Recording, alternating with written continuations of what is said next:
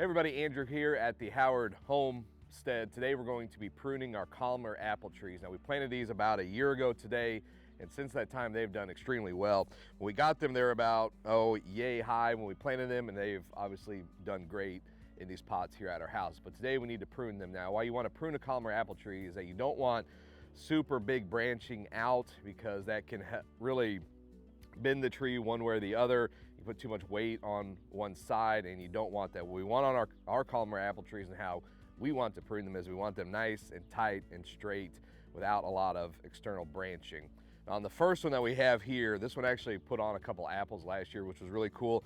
I don't have a whole lot to do. The only thing I've got is one little branch that I'm gonna trim off with my Katsune pruners. The other thing that you can do on Columnar apple trees, they can get up to like 8 feet tall, which would be probably a little too tall if this thing starts putting on a lot of apples, could bend it one way or the other.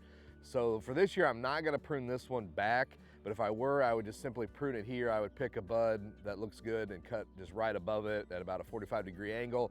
Then this bud here would be the new upward kind of central leader. Now, the other thing that you may wanna do on Columnar apples is prune out or knock down some of the branches here, but what I will do instead is basically look at it, see which one's fruit. If we feel like we got too much fruiting on this apple tree that it can't bear that much weight, then we will thin the apples later in the year. Now, moving on to the next one, we can see it put on a ton of great growth, but what you want to do on these side branches is basically prune them back to about 5 inches or so. So what I'll do is I'll pick a nice bud that's kind of outward facing that will continue on the tree, and I will just cut it off like so and toss that to the side. Now, moving up the tree, this one here looks okay. It's a little thin, but I'm gonna go ahead and just prune it back because it's got a lot of buds around it, and I want to kind of thin it out. So I'm gonna trim this one back just about 2 inches or so. As we go up the top, I got a little bit of a damage there. I'm gonna leave this one here, see how it grows, and then assess next year. Now, we see at the top of this one, we got almost like a split or a Y situation. I want this one to continue forward or continue upward. So I'm gonna trim this one back to the collar, and that one's done. Now, last but not least, I got this one here that's got a lot going on. So as I said, I'm gonna trim all these branches back to about 5 inches, give or take. So I'm gonna pick a bud that's outward facing and up, and I'm gonna trim just on the outside of it so this branch can continue on a little bit. So I've got a nice one there, 45-degree angle, cut it right here. I got a nice one, go ahead and cut that off.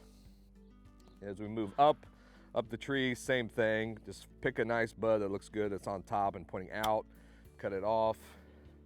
Same with this one. So continue on up, we're just gonna trim these back.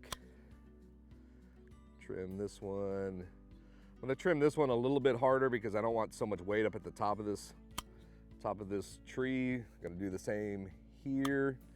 And here we've got a little bit of a cluster, so I'm gonna go ahead and just trim these back because I don't want a lot of fruit up top because it won't handle for the tree.